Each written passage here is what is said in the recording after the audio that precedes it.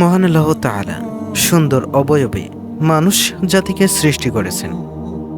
আল্লাহ বলেন, আমি সৃষ্টি করেছি মানুষকে সুন্দরতম অবয়বে।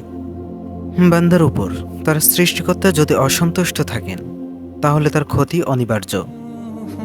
একজন মানুষ কিভাবে অনুভব করবে যে তার প্রভু তার প্রতি অসন্তুষ্ট? কাউকে সুনির্দিষ্টভাবে একথা বলা যাবে না যে আল্লাহ তোমার প্রতি অসন্তুষ্ট অথবা আল্লাহ তোমাকে ভালোবাসেন না, কারণ এ ব্যাপারে প্রকৃত ইলম জ্ঞান একমাত্র আল্লাহ। তবে কোরআন এবং হাদিসে এমন কিছু নিদর্শন এসেছে যা দ্বারা বোঝা যায় আল্লাহ তাআলা তার প্রতি অসন্তুষ্ট। 1 নম্বরে বলা হয়েছে নির্দয় হওয়া, অন্তর কাঠোর হওয়া এবং মানুষের প্রতি নির্দয় হওয়া, আপনজনের সঙ্গে মন্দ আচরণ করা। আর আল্লাহ যখন কোনো বান্দার উপর রাগান্বিত হন তখন তার দিল থেকে দয়া উঠিয়ে নেন। আয়েশা রাদিয়াল্লাহু আনহা থেকে বর্ণিত, তিনি বলেন, রাসূল সাল্লাল্লাহু আলাইহি সাল্লাম বলেন, হে আয়েশা, তুমি কখনো আমাকে অশালীন দেখেছ? কিয়ামতের দিন, কিয়ামতের দিন আল্লাহর কাছে মর্যাদার দিক দিয়ে মানুষের মধ্যে সবচেয়ে নিকৃষ্টতম সেই ব্যক্তি যার অনিষ্টের কারণে মানুষ তাকে ত্যাগ করে। সহিহ বুখারী শরীফের একটি হাদিস। 2 বরকত উঠিয়ে নেন।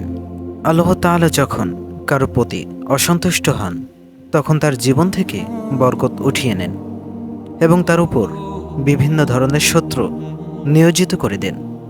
আল্লাহ তাআলা বলেন, আমি প্রত্যেককে তার অপরাধের কারণে পাকড়াও করেছি।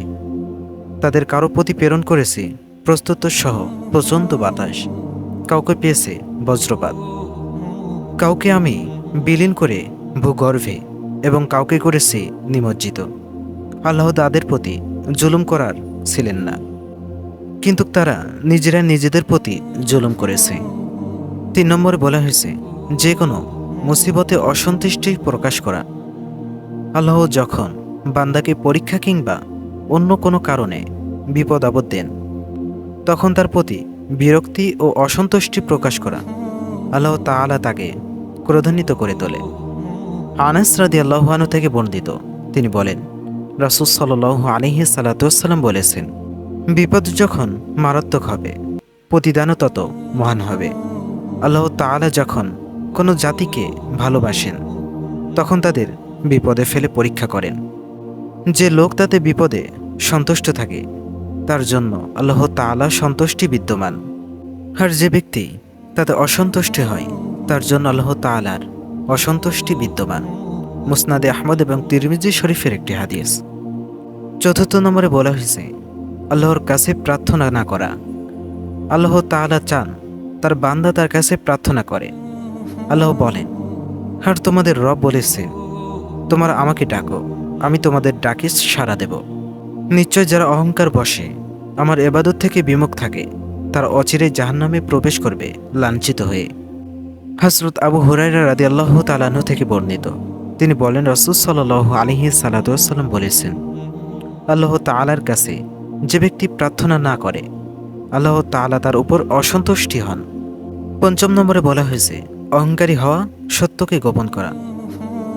অন্যকে ছোট করার মানসিকতা থাকা, মানুষের মধ্যে প্রসিদ্ধিত লাভ করা প্রচণ্ড আকাঙ্ক্ষা থাকা, যার ফলে সে ভালো কাজ করে লোক দেখানো এবং খ্যাতি লাভের জন্য তার চাওয়া পাওয়া একমাত্র তার প্রবৃত্তিকে পূরণ করা।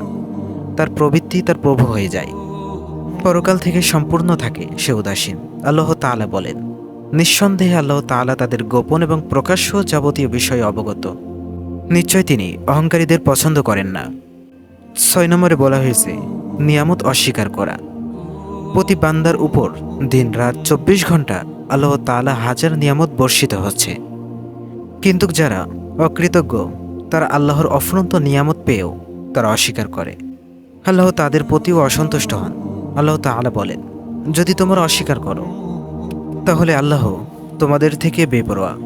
তিনি তার বান্দাদের কাফির হওয়া পছন্দ করেন না। পক্ষান্তরে যদি তোমরা কৃতজ্ঞ হও তবে তিনি তোমাদের জন্য তা পছন্দ করেন। 8 নম্বরে বলা হয়েছে খিয়ানত করা। কোথাও কাজে যখন আপনি খিয়ানত করবেন তখন বুঝবেন যে আল্লাহ তাআলা আপনার উপর অসন্তুষ্ট, তাই আপনি আপনার জীবনে খেয়ানত করেই চলছেন। আল্লাহ তাআলা বলেছেন, আর যারা নিজেদের সঙ্গে খেয়ানত করে তুমি তাদের পক্ষে বিতর্ক করো না। নিশ্চয় আল্লাহ কোনো খেয়ানতকারী ও পাপিষ্ঠকে পছন্দ করেন না। সূরা আন-নিসা 107 নম্বর আয়াত। শেষে যেটা বলা হয়েছে, সীমা লঙ্ঘন করা, যে কোনো কাজে মধ্যমপন্থা অবলম্বন করা, কোনো ক্ষেত্রে প্রান্তিকতা না করা, বাড়াবাড়ি করবেন না, আবার শিথিলতা করবেন না। আল্লাহ তাআলা বলেছেন পবিত্র কোরআনুল কারীমের একটি আয়াতে, আর যারা তোমাদের বিরুদ্ধে যুদ্ধ করে তোমরাও আল্লাহর পথে তাদের বিরুদ্ধে যুদ্ধ করো, কিন্তু সীমা লঙ্ঘন করো না। নিশ্চয় আল্লাহ সীমা লঙ্ঘনকারীদের ভালোবাসেন না। সূরা বাকারা 190 নম্বর আয়াত।